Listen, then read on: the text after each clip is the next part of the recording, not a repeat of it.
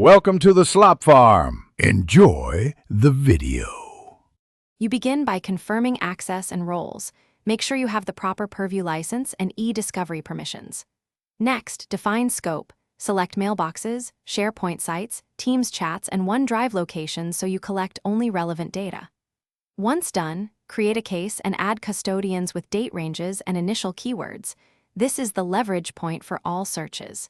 You do this now to avoid rework later. Clear scope equals faster, more defensible collections. You now run and refine searches.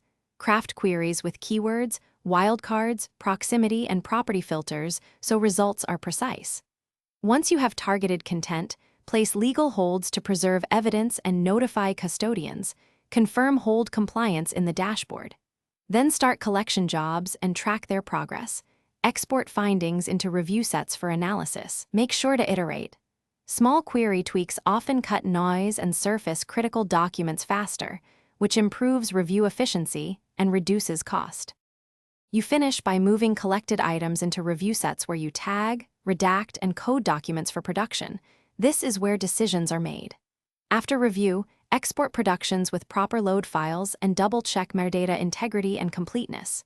If something breaks, rerun collections, widen or narrow queries, and inspect hold conflicts. These fixes usually resolve missing content. Finally, document every step and export a chain of custody summary so reviewers and stakeholders. Thanks for watching. Consider subscribing if we helped you today.